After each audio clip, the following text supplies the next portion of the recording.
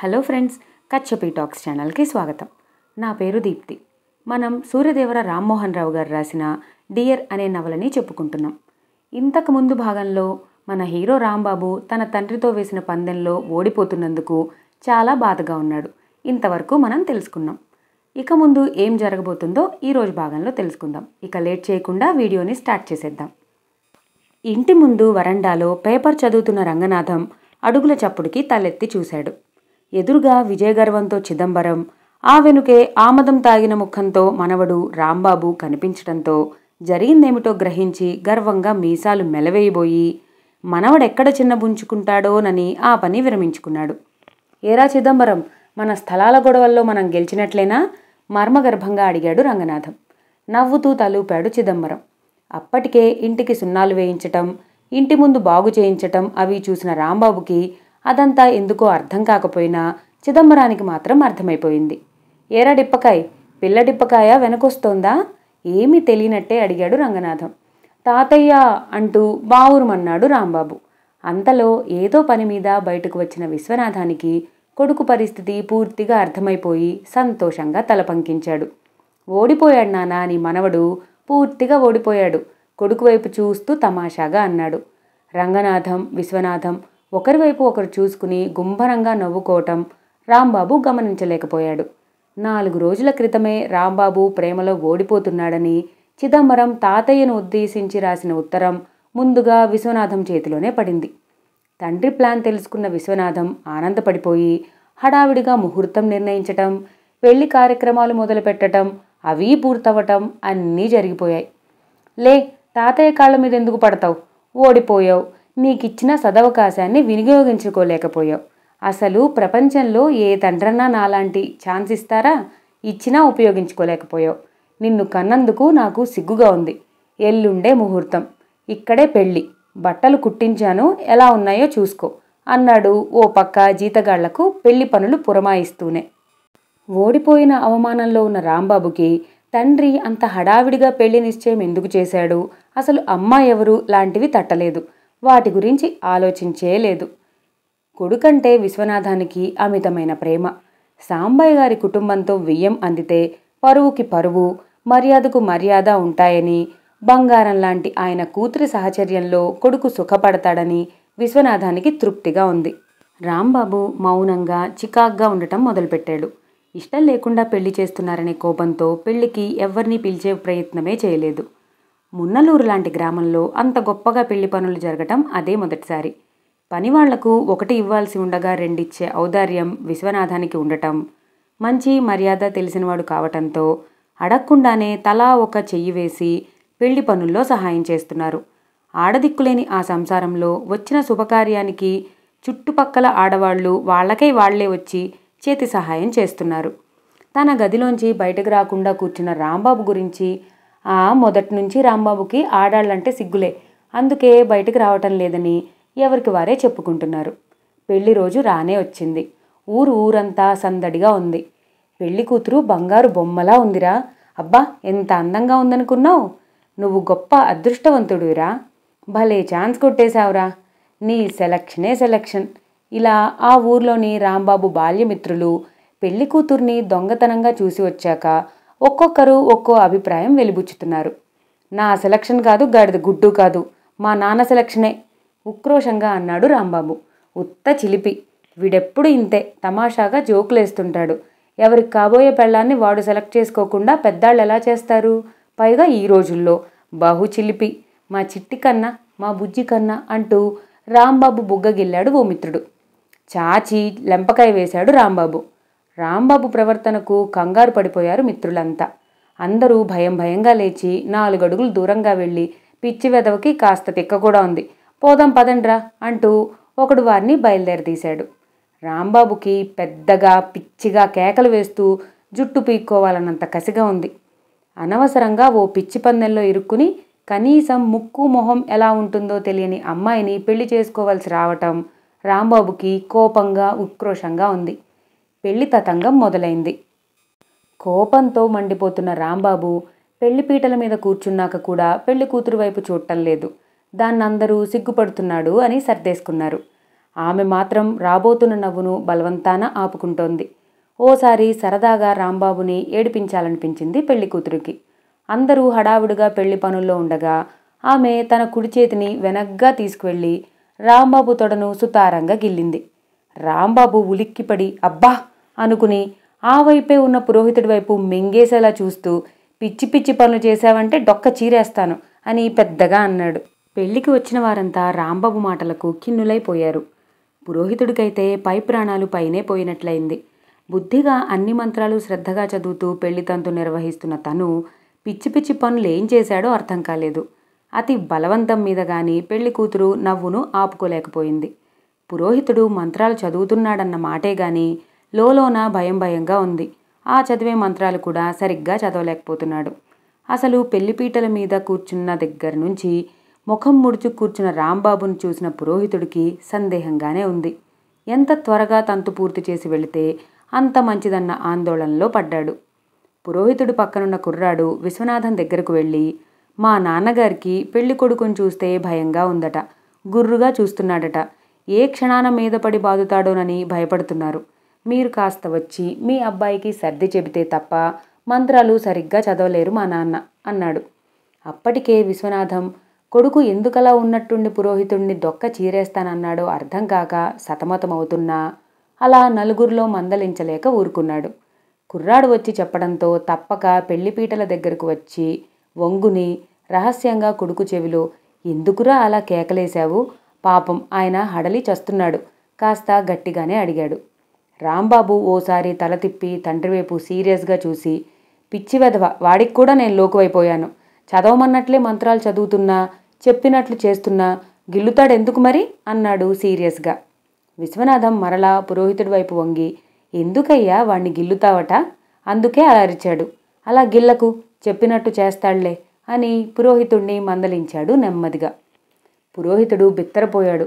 తాను గిల్లటమేమిటి, అతనేమంటున్నాడో అర్థం కాక అయోమయంగా చూసి మరలా మంత్రాలు చదవటం మొదలుపెట్టాడు. పెళ్లికూతురు వైపు చూడకుండానే అన్ని పనులు చేస్తున్నాడు రాంబాబు.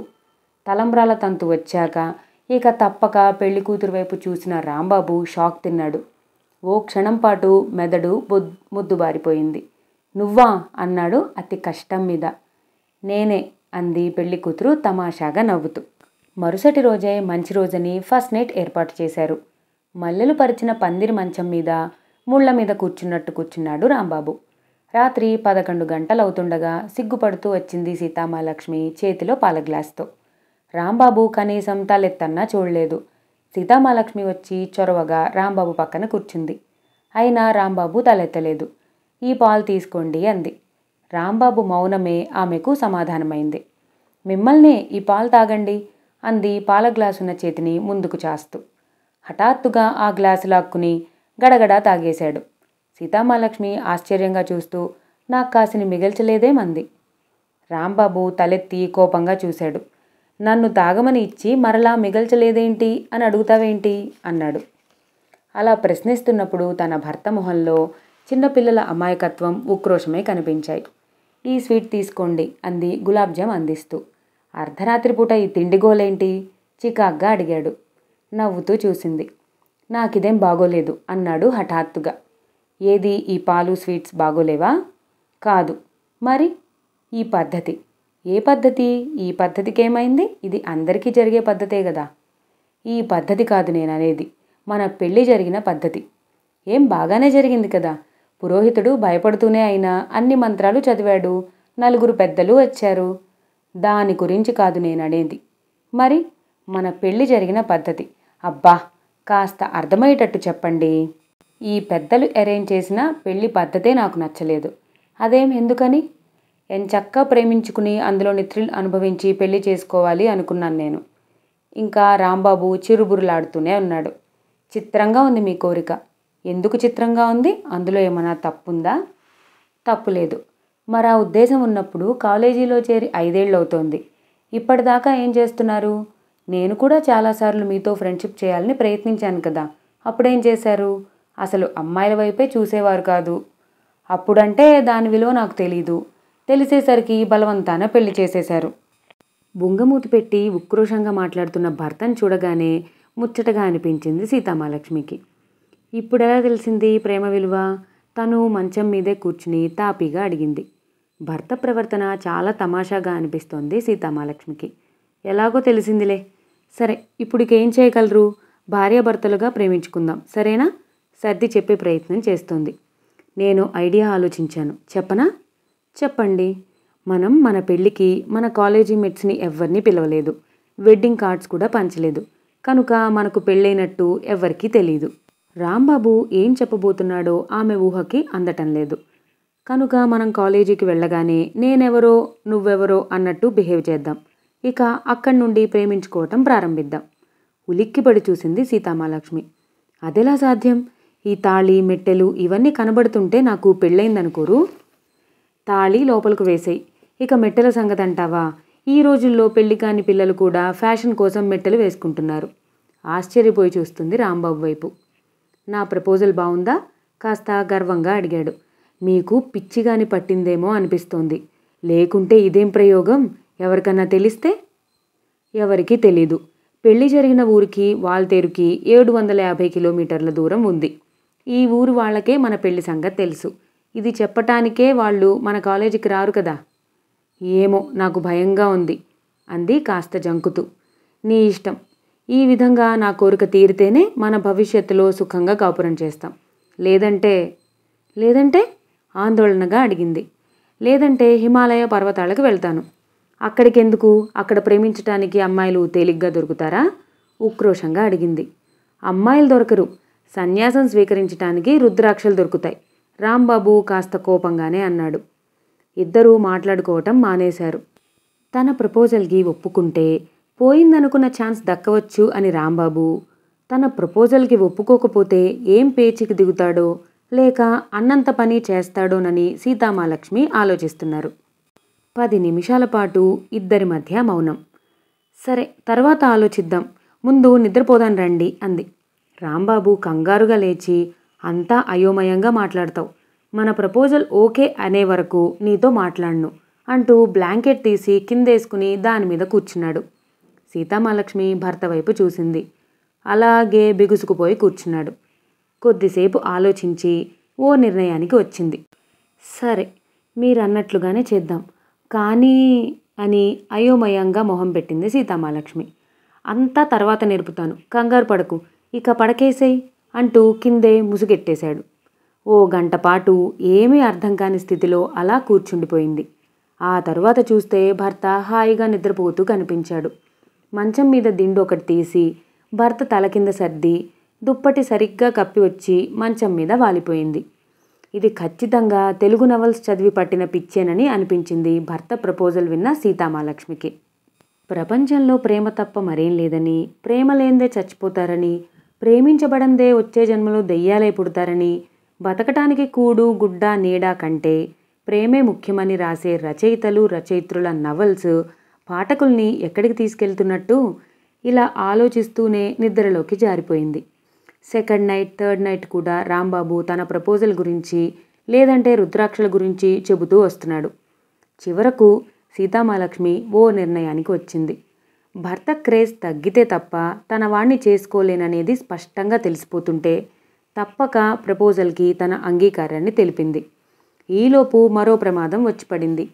కోడల్ని చదువు మానేసి ఇంట్లోనే ఉండమని, రాంబాబు మాత్రం డిగ్రీ పూర్తి చేసుకొస్తాడనే ప్రపోజల్ రేజ్ చేశాడు విశ్వనాథం. అది విన్న రాంబాబు గుండెల్లో రాయిపడ్డట్టయింది. తాతయ్య సైకాలజీ తెలిసిన రాంబాబు భార్యను పక్కకు పిలిచి, మా తాతయ్య నా మాట లెక్క చేయడు, నువ్వు అడిగితే కాదనకపోవచ్చు, మంచి కాఫీ తయారు చేసి తీసుకెళ్ళు, ఇంకో 3 నెలలైతే నీకు డిగ్రీ పూర్తవుతుందని, దానికి మీ అనుమతి కావాలని అడుగు. తాతయ్య కాదనరు. తాతయ్య గట్టిగా తలుచుకుంటే మా నాన్నకి కాదనే ధైర్యం లేదు. రాంబాబు ఆందోళనగా భార్యను ముందుకు తోశాడు. సీతామహాలక్ష్మి కాస్త సందేహిస్తూ వెళ్ళింది. ఆమె వెళ్ళేసరికి చిదంబరం తాతయ్య కాళ్ళు నొక్కుతూ కనిపించాడు. ఆమెను చూడగానే ముందుగా చిదంబరం లేచి, అమ్మాయి మీకు కాఫీ తెచ్చింది అన్నాడు. రంగనాథం నెమ్మదిగా లేచి, రామ్మారా అన్నాడు ఆప్యాయంగా. సీతామహాలక్ష్మి దగ్గరగా వెళ్ళి కాఫీ ఇచ్చింది. ఎన్నాళ్లకి గాజుల చేతుల కాఫీ తాగే అదృష్టం వచ్చిందమ్మా. అవును, డిప్పకాయ ఏమంటున్నాడు? డిప్పకాయ ఎవరో అర్థం కాక సందేహిస్తూ చూసింది. నీకు చాదస్తం ఎక్కువైంది తాతయ్య, పెళ్ళయ్యాక కూడా అదేం పిలుపు మందలించాడు చిదంబరం. అదేనమ్మా మీ ఆయన అన్నాడు కాఫీ కప్పును ఆమె చేతికిస్తూ. రాబోయిన నవ్వును పెదాల చాటున దాచుకుంది. కాఫీ కప్పు తీసుకుని కూడా సీతామహాలక్ష్మి ఇంకా వెళ్ళలేదు. ఏదో చెప్పాలనుకున్నట్టుగా అక్కడే తారట్లాడుతూ కనిపించింది. కోడలు ఏదో మీతో చెప్పాలనుకున్నట్టుంది. చిదంబరం తాతయ్యకి హింట్ ఇచ్చాడు. ఏంటమ్మా చెప్పు, సందేహిస్తావెందుకు ప్రేమగా అడిగాడు రంగనాథం. మరేం లేదండి, మరో 3 నెలలు కాలేజీకి వెళ్తే డిగ్రీ పూర్తవుతుంది. మావయ్య గారు ఇంటి వద్దనే ఉండిపోమ్మంటున్నారు. కాస్త మీరు చెబితే. ఆ పై మాటల్ని మింగేసింది. వాడి ముఖం వాడిదేముంది, వాడి సంగతి నేను చూసుకుంటాను. నువ్వు వెళ్ళి చదువుకోమ్మా. ఇద్దరూ ఒక ఇల్లు తీసుకుని చక్కగా కాపురం చేస్తూ చదువు పూర్తి చేయండి అభయమిచ్చాడు రంగనాథం. మరుసటి రోజు ఉదయం తనకిష్టం లేకపోయినా తండ్రికి భయపడి విశ్వనాథం బండి కట్టి దానిమీద ఇద్దరినీ బస్టాండ్కి తీసుకువెళ్ళాడు. కోడల్ని పక్కకు పిలిచి, వాడు మంచివాడేనమ్మా, కాకపోతే కాస్త పైత్యం ఉంది. నలుగురు ఏది గొప్పనుకుంటే అదే గొప్పనుకునే రకం. ఇక నుంచి వాడి గురించి నువ్వే శ్రద్ధ తీసుకోవాలి. ఇదిగో ఈ డబ్బు నీ దగ్గరుంచుకుని మీ కొత్త సంసారానికి కావలసినవన్నీ కొనుక్కోమ్మా. మీరు సుఖంగా ఉంటే అటు మీ నాన్నగారికి తృప్తి, నాకు మీ నాన్నగారి రుణం తీర్చుకున్నానన్న తృప్తి అంటూ డబ్బు సీతామహాలక్ష్మి చేతికిచ్చాడు. మరో 10 నిమిషాల్లో బస్ వచ్చింది. బస్ ఎక్కబోతుండగా రాంబాబు మెల్లగా భార్యకే వినిపించేలా, ఈ క్షణం నుంచి నీవెవరో నేనెవరో, నువ్వు లేడీస్ సీట్లో నేను జెంట్స్ సీట్లో కూర్చుందాం అన్నాడు. ఈ వ్యవహారమేదో సీతామహాలక్ష్మికి కూడా థ్రిల్లింగ్గానే ఉన్నా పెద్దవాళ్ళకి తెలిస్తే ఎక్కడ కోప్పడతారోనని భయంగా కూడా ఉంది. సీతామహాలక్ష్మి రైట్ సైడ్ ఓ సీట్లో కూర్చుంది. రాంబాబు సీటు కోసం వెతుకుతుండగా సీతామహాలక్ష్మి రాంబాబు చొక్కా పట్టుకు లాగి తన పక్కన కూర్చోమన్నట్టుగా కళ్ళతో సైగ చేసింది. ఎవరు మీరు? నాకు ఆడవాళ్ల సీట్లలో కూర్చోవడం ఇష్టం ఉండదు. మీకు తెలియదా? అలా కూర్చుంటే 50 రూపాయల ఫైన్ కూడా వేస్తారు అన్నాడు సీరియస్గా సీతామహాలక్ష్మి ఎవరో తెలియనట్టుగా నటిస్తూ. బిత్తరపోయింది మహాలక్ష్మి. చుట్టుపక్కల వాళ్ళు, ఔరా ఈ కాలం పిల్లలకు ఎంత ధైర్యం, పబ్లిక్గా పరాయివాణ్ణి పక్కన వచ్చి కూర్చోమంటోంది అని పైకి అనేశారు. మహాలక్ష్మికి తల కొట్టేసినంత పనైంది. కోపంగా మొగుడు వైపు చూసి విసురుగా తల తిప్పుకుంది. ఎంత గొప్పగా తనెవరో తెలియనట్టు నటించినందుకు తనకు తానే అభినందించుకుని ఆనందపడిపోయాడు రాంబాబు. వేరే సీటు లేకపోవడంతో నిలబడి ఎటో చూస్తున్నాడు. ఇంతలో ఓ కుర్రాడు వచ్చి చొరవగా మహాలక్ష్మి పక్కన కూర్చున్నాడు. అలవోకగా ఆ వైపు చూసిన రాంబాబు భార్య పక్కన మరెవరో కూర్చుని ఉండటంతో ఉలిక్కిపడ్డాడు. అతను చాలా దర్జాగా తన భార్య పక్కన కూర్చుని చిన్నగా మాటల్లోకి దింపటం చూసి మండిపడిపోయాడు. వాణ్ణి అమాంతం పీక పిసికి చంపేయాలన్నంత కోపం వచ్చింది. భర్త ఇలాంటి పిచ్చి ప్రయోగం మొదలుపెట్టినందుకు కాస్త ఏడిపించాలనిపించింది మహాలక్ష్మికి. అందుకే ఆ అపరిచితుడితో చనువుగా మాటలు కలిపింది. అతను మరింత చొరవ తీసుకోకుండా ఉండేందుకు గాను ఇద్దరి మధ్యలో బ్యాగ్ అడ్డుపెట్టింది. అతనితో నవ్వుతూ మాట్లాడుతూ మధ్య మధ్యలో ఓరగా భర్త రియాక్షన్ గమనిస్తోంది మహాలక్ష్మి. రాంబాబు ఉడికిపోతున్నాడు. పిడికుళ్ళు బిగుసుకుంటున్నాయి. వాడెవడో దొంగ వెధవ, ముచ్చు వెధవ, దర్జాగా తన పెళ్ళాం పక్కన కూర్చుని ఎంతకాలంగానో పరిచయం ఉన్నవాళ్ల కబుర్లు చెప్పటం రాంబాబుకి పుండు మీద కారం పోసినట్లయింది. రాంబాబు ఆ వ్యక్తి దగ్గరగా వచ్చాడు. అతనింకా తన భార్యతో మాట్లాడుతూనే ఉన్నాడు. ఒక్కసారి ఎందుకో పెద్దగా నవ్వాడు. అంతే. అతని నెత్తి మీద ఠపీమని ఒక్క జల్లకాయ ఇచ్చాడు రాంబాబు. అతను అబ్బా అనుకుంటూ రాంబాబు వైపు కోపంగా చూస్తూ, ఏయ్ ఒళ్ళెలా ఉంది, ఎందుకు నెత్తిమీద జల్లకాయ వేశావు అన్నాడు. రాంబాబు కంగారు పడ్డాడు. అబ్బే మీకు తగులుతుందనుకోలేదు, ఈ స్టాండింగ్ బార్ పట్టుకోబోయి చెయ్యి పొరపాటున అటు జరిగింది సర్ది చెప్పాడు లోపల మండిపోతున్నా. అతను మరలా సర్దు కూర్చున్నాడు. రాంబాబు చూపులన్నీ ఆ ఇద్దరి వైపే ఉన్నాయి. మరలా ఒకసారి పెద్దగా అతను నవ్వాడు. ఫిడేలుమని మరలా ఒకటి వేశాడు రాంబాబు కసిగా. అతను ఒక్కసారి తుళ్ళిపడి చచ్చాన్రో దేవుడో అన్నాడు. బస్సులో ఉన్న ప్రయాణికులంతా ఆశ్చర్యంగా అతని వైపు చూశారు. అతను లేచి నిలబడి, ఏం తిక్కతిక్కగా ఉందా, ఒకసారి జల్లకాయ వేశాం, ఏదో పొరపాటున జరుగుండొచ్చని సర్దుకున్నాను, మరలా ఫెడీలుమని వీపు మీద బాగుతావా అంటూ సీరియస్గా లేచి రాంబాబు చొక్కా పట్టుకుపోయేలోపు మహాలక్ష్మి కల్పించుకుంది. పాపం ఏదో ఈసారికి పోనివ్వండి, ఏదో బాధలో ఉన్నట్టున్నారు, ఆ బాధను తట్టుకోలేక అలా చేసుంటారు, మీరు కూర్చోండి అంది. అతను మహాలక్ష్మి వైపు ఓరగా చూసి, మీరు చెప్పారు కాబట్టి వదిలేశానన్న ఫీలింగ్ ఎక్స్ప్రెస్ చేసి సర్దు కూర్చున్నాడు. మహాలక్ష్మి రాంబాబు వైపు ఓసారి చూసి నొసలతో వెక్కిరించింది. క్షణక్షణానికి రాంబాబుకి కోపం పెరిగిపోతుంది. మరో 5 నిమిషాలకి అతను కుడి చేతిని మహాలక్ష్మి వెనుక ఉన్న సీట్ బ్యాక్ రాడ్ మీద వేశాడు. క్రమంగా తన చేతిని మహాలక్ష్మి భుజం వైపు జరపటం ప్రారంభించాడు. అదంతా శ్రద్ధగా గమనిస్తున్న రాంబాబు చేతిలో ఉన్న బ్యాగ్ లేపి పట్టుకున్నాడు. వాడు తన భార్యను ముట్టుకోబోతున్న ఆఖరి క్షణంలో ఆ చేతిని విరగ్గొట్టేయాలని సిద్ధంగా ఉన్నాడు. ఈలోపే మహాలక్ష్మి సీరియస్గా లేచి నిలబడింది. పిచ్చి పిచ్చిగా ఉందా? ఏదో ఎడ్యుకేట్లో కనిపిస్తున్నావని పక్కన కూర్చొనిస్తే మీద చేతులేస్తావా ఇడియట్ అంది అతన్ని మింగేసేలా చూస్తూ. రాంబాబుకి ఛాన్స్ దొరికింది. నిమిషం పాటు గ్యాప్ ఇవ్వకుండా అతన్ని ఉతికిపడేశాడు. బస్ ఆగిపోయింది. ప్రయాణికులంతా లేచి తలా ఒక కామెంట్ చేస్తున్నారు. రాంబాబు బలం ముందు తను నిలబడలేననుకున్న అతను ఒక్క గెంతులో బస్సులోంచి దూకేసి ప్రాణభయంతో పరిగెత్తాడు. ఆ తర్వాత బస్సు బయలుదేరింది. చెప్పింది గుర్తుందిగా, వెళ్ళగానే వార్డెన్తో అకారణంగా తగాద పెట్టుకో. దాంతో వార్డెన్ హాస్టల్ నుండి వెళ్ళిపోమంటుంది. ఈలోపు ఓసారి మా ఇంటి ఓనర్ దగ్గరికి రా. అతన్ని కాస్త పొగిడావంటే చాలు. చాలా కాలంగా నా పక్క పోర్షన్ని అతని భార్య తన తమ్ముడు కొండయ్య పెళ్లి చేసుకుంటే ఇవ్వాలనే ఉద్దేశంతో ఉంచింది. అది జరిగేటట్టు కనబడడం లేదు. పైపెచ్చు మా ఓనర్కి రెంట్ పోతుందని దిగులుగా కూడా ఉంది. కనుక నువ్వు అడగగానే అద్దెకిచ్చేయచ్చు. ఇంకా తరువాత నాటకం నేను నడిపిస్తాను. ఓకే? తన మొగుడు అందరూ అనుకున్నంత అమాయకుడేం కాదు అనిపించింది ఆ ప్లాన్ విన్నాక. కానీ కాస్త సందేహించింది మహాలక్ష్మి. కానీ ఏమిటి కానీ? తామిద్దరూ ఇలా రైల్వే స్టేషన్లో మాట్లాడుకోవటం ఎవరన్నా చూస్తే ప్రేమ నాటకం రక్తి కట్టదని కంగారు పడుతున్నాడు రాంబాబు. నాకెందుకో భయంగా ఉంది. ఈ నాటకం ఎక్కడికి దారితీస్తుందో. బస్సులో ఏమైందో చూశారుగా. అదే అతను మీకన్నా బలవంతుడైతే ఏమయ్యేది? నా మీద చెయ్యి వేసేవాడు, అడ్డం వచ్చిన మీ మీద చెయ్యి చేసుకునేవాడు. ఇలాంటి ఇబ్బందులు ఎన్ని వస్తాయో కాస్త ఆలోచించండి. అదేం కుదరదు. ఎంచక్కా సంసారం చేసుకుంటూ ప్రేమించుకోక ఈ దిక్కుమాలిన ప్రేమ నాటకం ఏమిటో నాకేం అర్థం కావడం లేదు. సీతామహాలక్ష్మికి బస్సు సంఘటన జరిగిన దగ్గర నుంచి నాటకం ఆడటానికి భయంగా ఉంది. అంటే ఏమిటో మీ భాష కూడా అర్థం కావడం లేదు. తెలుగేనా అది? రుద్రాక్షలు గుర్తుందా? ఏ మొగుడైనా అందమైన పెళ్ళాన్ని ఎదురుగా పెట్టుకుని దూరంగా ఉండి నాటకం ఆడుతూ టైం వేస్ట్ చేస్తాడా? నాకు నువ్వెక్కడ దొరికావయ్యా మొగుడా? తల పట్టుకుంది సీతామహాలక్ష్మి. మాటిచ్చావు, నేను వెళుతున్నా. నువ్వో ఆటోలో వెళ్ళిపో, నేనో ఆటోలో వెళ్తాను. కాలేజీలో ఎవరన్నా అడిగినా ఏదో పని మీద ఊరెళ్ళానని చెప్పు.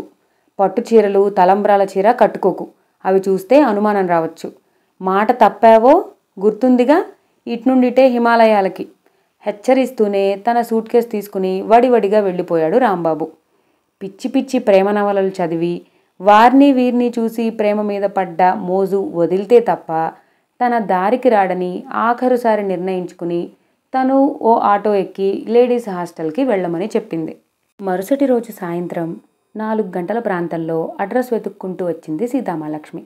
ఆ టైంకి జగన్నాథం ఇంటి ముందు చెట్లకి నీళ్లు పోస్తున్నాడు. జగదాంబ పక్క ఇంటికి వెళ్ళింది. గేటు తీస్తూ కుడివైపుకు చూసింది. జగన్నాథం కనిపించాడు. ఎదురుగా 2 పక్కల పోర్షన్స్, వాటికి కాస్త దూరంలో ఓ చిన్న ఇల్లు అవుట్ హౌస్లా ఉంది. రాంబాబు ముందు చెప్పి ఉండకపోతే జగన్నాథాన్ని పనివాడు అనుకునేది. పోలికలు చెప్పి ఉండటంతో ఆ ప్రమాదం తప్పింది. తిన్నగా జగన్నాథం దగ్గరకు వెళ్ళింది. పాదాల అలికిటికి జగన్నాథం తలెత్తి ఎవరన్నట్లు చూశాడు. నమస్కారం బాబాయ్ గారు అంది. జగన్నాథానికి విస్మయానందంతో ఒళ్ళు పులకరించింది. ఆ ఇల్లు కొన్నాక తొలిసారి తనను ఆ ఇంటి యజమానిగా గుర్తించింది ఈమెనన్న భావంతో ఆమె వైపు ప్రశంసాపూర్వకంగా చూశాడు. ఎవరమ్మా నువ్వు? ఈ రోజుల్లో ఇంత సొంతిల్లు ఉండి కూడా డిగ్నిటీ ఆఫ్ లేబర్ని గౌరవించి చెట్లకి నీళ్లు పోస్తున్నారంటే మీరు శ్రమజీవులే కాక చక్కని అభిరుచి ఉన్నవారని కూడా అనిపిస్తోంది. జగన్నాథాన్ని ఎత్తేస్తోంది సీతామహాలక్ష్మి. మరింతగా ఆనందపడిపోయాడు జగన్నాథం. అసలు దేశంలో మీలాంటి వారు కొద్దిమంది ఉన్న భారతదేశం జపాన్లా అవుతుంది. సిగ్గుతో మెలికలు తిరిగిపోయాడు జగన్నాథం. ఏదో నీ అభిమానం. ఎవరి పని వారు చేసుకోవటంలో గొప్పేముంది, ఊబ్బిపోతూ అన్నాడు జగన్నాథం. చూశారా, మీ గొప్ప కూడా మీరు ఒప్పుకోవటం లేదు. దోపిడీ గురించి 4 గేయాలు రాసిన ప్రతివాడు అభినవ శ్రీశ్రీలా, భారత స్త్రీ సమానత్వం గురించి 2 ముక్కలు రాసిన ప్రతివాడు తనని తానే అభినవ చలంగా పోల్చుకునే ఈ రోజుల్లో మీలాంటి వారుండటం చాలా గొప్ప బాబాయ్ గారు. వస్తున్న నవ్వును బలవంతాన అణుచుకుంటూ అంది. ఇంతకీ నువ్వెవరమ్మా? చాలా ఆప్యాయంగా అడిగాడు. నేను ఫైనల్ ఇయర్ బీఎస్సీ స్టూడెంట్నండి. మొన్నటిదాకా లేడీస్ హాస్టల్లో ఉన్నాను. ఈ మధ్య హాస్టల్ మెయింటెనెన్స్ ఏమాత్రం బాగుండడం లేదండి. అక్కడ ఉండలేకపోయాను. మీలాంటి ఉత్తముల ఇంట్లో ఈ 4 నెలలు అద్దెకుండి డిగ్రీ పూర్తి చేసుకుని వెళ్ళిపోవాలని ఉందండి. అద్దె ఇంటి అన్వేషణలో ఉండగా మీరు శ్రమిస్తూ కనిపించారు. ఓసారి చూసి మిమ్మల్ని అభినందించి వెళదామని వచ్చాను. వస్తానండి. ఇంకెన్ని వీధులు తిరగాలో నిస్పృహగా అంటూనే ఓరగా జగన్నాథం రియాక్షన్ గమనిస్తోంది. జగన్నాథం ఓ క్షణం ఆలోచిస్తూ ఉండిపోయాడు. వస్తానండి అంటూ వెనక్కి తిరిగి ఓ అడుగు వేసింది. ఆగమ్మా, నువ్వు నాకు బాగా నచ్చావు. ఈ రోజుల్లో నీలాంటి అణకువగల అమ్మాయిలు చాలా అరుదు. నీకు ఇల్లే కదా కావాల్సింది. మా ఇంట్లో ఒక పోర్షన్ ఖాళీగా ఉంది. కానీ మా ఆవిడ మా బామ్మర్ది పెళ్లి చేసుకుంటే ఇవ్వాలని చాలా కాలంగా దాన్ని ఖాళీగా అట్టే పెట్టుంచింది. ఇదిగో అదే ఈ పోర్షన్ అంటూ చూపించాడు. అమ్మో, మీరు నేను ఊహించిన దానికన్నా ఇంకా గొప్పవారే. లేకుంటే ఇంత పెద్దిళ్ళు వదిలేసి సింపుల్గా అవుట్ హౌస్లో ఉంటున్నారంటే మీ సింప్లిసిటీ ప్రతి ఒక్కరికి ఆదర్శం కావాలి. భార్య మాటకి ఇంతగా గౌరవం ఇచ్చి రెంట్ కూడా నష్టపోతున్నారంటే ఓహో మీరు, ఇక చెప్పలేనండి. నిజంగా మీలాంటి వారి ఇంట్లో గది అద్దెకు దొరకటం ఎంత అదృష్టమో కదా. వస్తానండి. నిట్టూరుస్తూ నాకు ఆ అదృష్టం లేదుగా అన్నట్టు జగన్నాథం వైపు ఓ లుక్కు వేసి మరో అడుగు వేసింది. అప్పటికే ఓ నిర్ణయానికి వచ్చిన జగన్నాథం, ఆగమ్మా, నా బాధలేవో నేను పడతాను. ఆ పోర్షన్ నీకు అద్దెకిస్తున్నాను. ఆ పక్క పోర్షన్లో రాంబాబు అని మంచి స్టూడెంట్ ఉంటాడు. అతను 200 ఇస్తున్నాడు. నేను 200 ఇస్తానండి అంటూ 400 అడ్వాన్స్గా ఇచ్చింది. జగన్నాథం అవి తీసుకుంటూ, ముందే ఆలోచించుకోమ్మా, పక్క పోర్షన్లో కుర్రాడున్నాడు. నీకిష్టమైతే వెంటనే చేరిపో. మరలా మా ఆవిడ వస్తే గొడవ కావచ్చు అన్నాడు ఆందోళనగా అటూ ఇటూ చూస్తూ. అక్కడే నిలబడి ఏ రిక్షా అబ్బాయి అని పెద్దగా అరిచింది. జగన్నాథం ఆశ్చర్యపోయి చూస్తుండగానే రిక్షా అతను 2 బ్యాగులు, ఒక సూట్ కేస్ తీసుకుని వస్తున్నాడు. అది చూసి, ఏంటి సంసారాన్ని రిక్షాలో పెట్టుకుని అద్దె గది కోసం తిరుగుతున్నావా? అబ్బే, నాకింకా పెళ్లి కాలేదండి కాస్త కంగారు పడింది.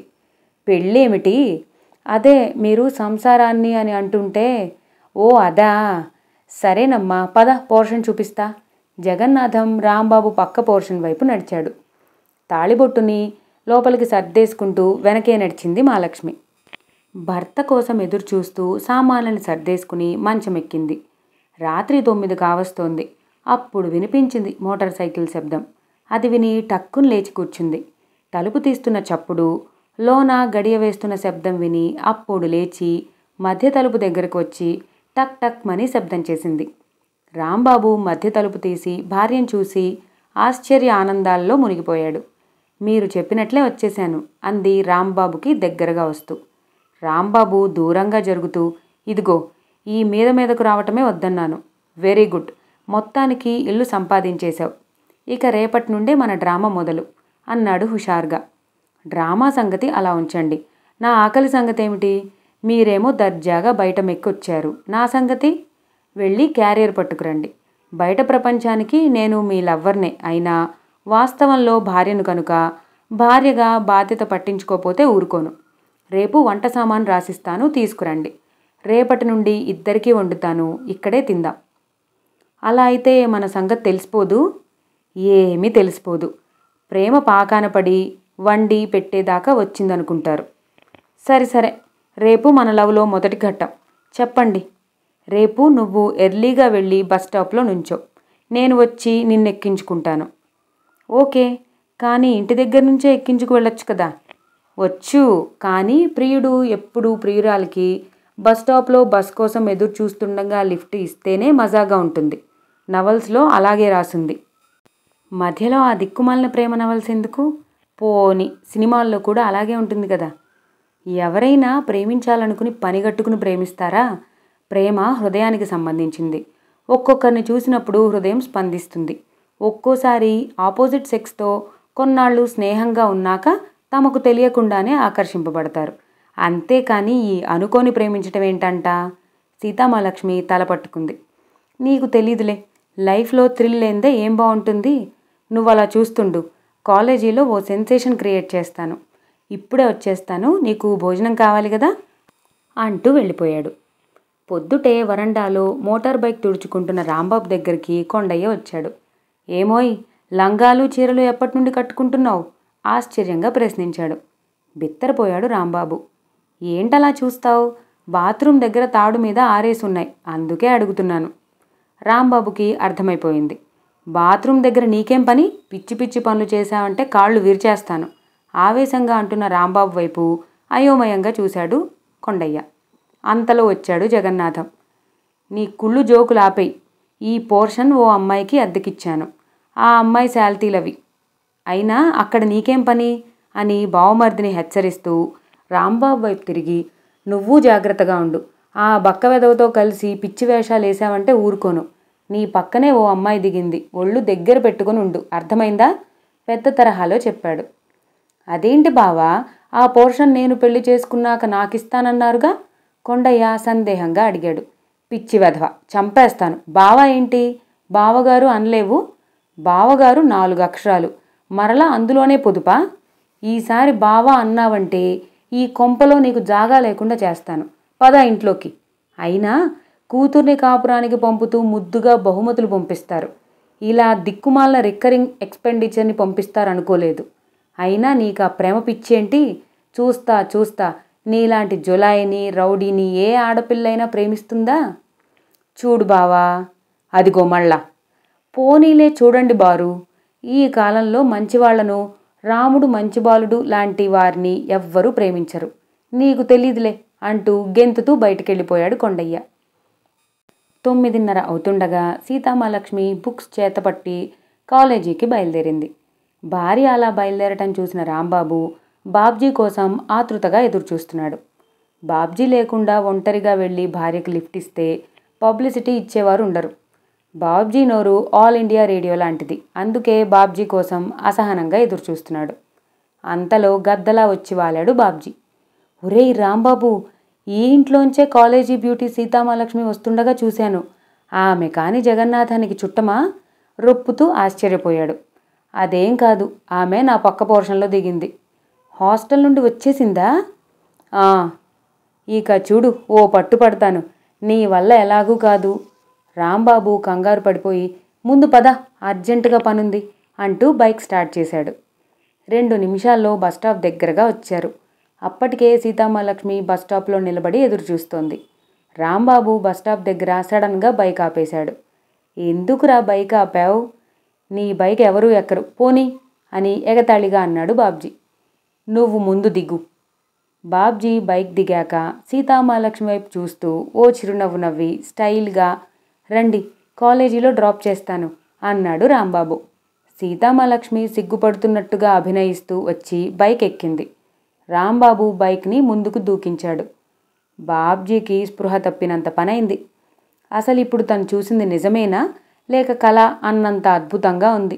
ఓ నిమిషానికి గాని ఆ షాక్ నుంచి తేరుకోలేకపోయాడు. తేరుకున్న మరుక్షణం కాలేజీకి పరిగెత్తాడు. బాబ్జీ కాలేజీకి వెళ్ళేసరికి క్లాస్ మొదలైంది. లెక్చరర్తో 4 తిట్లు తిని రాంబాబు పక్కన కూర్చున్నాడు.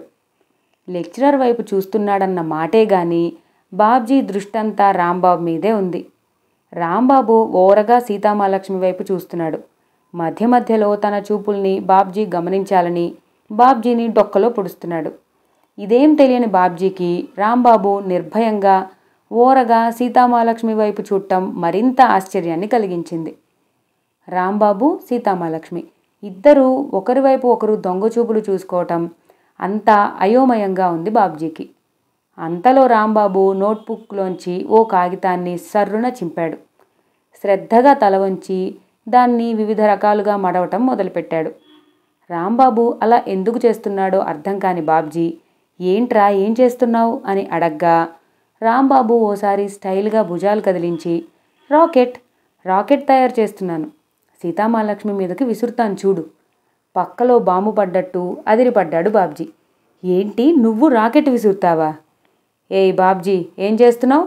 కంగున మోగింది లెక్చరర్ కంఠం. అసలే అయోమయంలో ఉన్న బాబ్జీ కంగారు పడిపోయి ఏం చెప్పాలో తోచక, రాకెట్ సార్, రాంబాబు రాకెట్ తయారు చేస్తున్నాడు. What rocket? లెసన్ చెప్తుంటే వినకుండా ఆ గుసగుసలేంటి? పిచ్చి పిచ్చి వేషాలేస్తే క్లాస్ నుండి బయటకు పంపించేస్తాను. బీ కేర్ఫుల్ అన్నాడు తిరిగి లెసన్లోకి వెళుతూ. రాంబాబు మొత్తానికి ఆ కాగితాన్ని రాకెట్లా మడిచి ఒక కన్ను మూసి సీతామహాలక్ష్మి వైపు గురి చూశాడు. గురి కుదిరిందనుకోగానే ఒడుపుగా విసిరాడు. కరెక్ట్గా అదే టైంకి సీతామహాలక్ష్మి కాస్త ముందుకు వంగగా ఆ రాకెట్ వెళ్ళి ఆ పక్కనే ఉన్న గిరిజ అనే అమ్మాయికి తగిలింది. ఆ అమ్మాయి అసలే గెయ్యాలి. అంతకుముందే బాబ్జీ రాంబాబు రాకెట్ అని చెప్పి ఉండటంతో విసురుగా లేచి ఆ రాకెట్ని చేత్తో పట్టుకుని, డొక్క చీరేస్తాను, రాకెట్ విసురుతావా అంది. క్లాస్ అంతా వింతగా రాంబాబు వైపు చూశారు. కానీ నమ్మలేదు. సీతామహాలక్ష్మి జరిగిందేమిటో తెలుసుకోగలిగింది. బాబ్జీ రాంబాబుకే వినిపించేలా, చెప్పిచ్చావు, నువ్వేగా రాకెట్ విసిరింది, చెప్పు అన్నాడు. రాంబాబుకి చెమటలు పట్టాయి. ఇక లాభం లేదనుకున్న బాబ్జీ, ఎస్, మేమే విసిరాం. ఏం విసరకూడదా? రాకెట్స్ విసురుతాం, అవసరమైతే మేడక్కి దూకుతాం, ప్రేమికుల్ని అడ్డుకునే శక్తి దేనికి లేదు, ఎవ్వరికీ లేదు అని ఆవేశపడిపోయాడు. క్లాస్ అంతా బాబ్జీ వైపు అదిరిపోయి చూశారు. ఈలోపు ఒకడు హియర్ హియర్ అని చప్పట్లు కొట్టాడు. అంతే, క్లాస్ అంతా చప్పట్లు మారుమోగిపోయాయి. చూస్తుండగానే బాబ్జీ హీరో అయిపోయాడు. యూ గెట్ అవుట్ ఫస్ట్ మండిపడ్డాడు లెక్చరర్. వెళ్తారండి, వెళ్తారు, ఏంటి భయమా? తప్ప. ప్రేమికులకు డ్యూయెట్స్ పాడుకోవటం ముఖ్యం కానీ క్లాసులు కాదు. ప్రేమికులు వర్ధిల్లాలి అంటూ తనే స్లోగన్లా అరిచాడు. క్లాస్ అంతా ఒక్కసారి లేచిపోయింది. ప్రేమికులు జిందాబాద్, ప్రేమికులు వర్ధిల్లాలి అంటూ స్లోగన్స్ చేస్తూ అందరూ లేచి బయటకు వెళ్ళిపోయారు. రాంబాబు ఒక్కడే దిగులుగా తలపట్టు కూర్చున్నాడు. అప్పుడు వచ్చింది సీతామహాలక్ష్మి. రాకెట్ వేస్తున్నట్టుగా నాకు ముందే చెప్పొచ్చుగా. పోని వేశారే అనుకో, వేసినప్పుడు వేశానని చెప్పినా మీరు ఆశిస్తున్నట్టు మీరే హీరో అయిపోయేవారు కదా. ఆ క్రెడిట్ కాస్త బాబ్జీ కొట్టేశాడు. అంత పిరికైతే ఎలా? రాంబాబు పిచ్చిగా చూస్తుండిపోయాడు. కావాలని సీతామహాలక్ష్మిని బైక్ ఎక్కించుకుని సరాసరి కాలేజీలోకి ధైర్యం చేసి తీసుకొచ్చినా ఎవ్వరూ దాన్ని గుర్తించలేదు. ఎందుచేత? మరికొందరు కేవలం ఓ అమ్మాయితో ఓసారి మాట్లాడినా చాలు కథలు పుట్టించేసేవారు. తన పట్ల అదెందుకు జరగటం లేదు అని రాంబాబు దీర్ఘంగా ఆలోచిస్తూ ఉండిపోయాడు. ఇప్పుడు మన నవలకి ఒక చిన్న బ్రేక్ ఇద్దామండి. తర్వాత భాగంలో మన రాంబాబు తను అనుకున్నది ఎలా సాధిస్తాడో మనం తెలుసుకుందాం. ఈ వీడియో కనుక మీ అందరికీ నచ్చితే ఛానల్ని ఖచ్చితంగా సబ్స్క్రైబ్ చేసుకోండి. ఈ వీడియోని మీ ఫ్రెండ్స్ అందరితో షేర్ చేసుకోండి. Thank you for watching.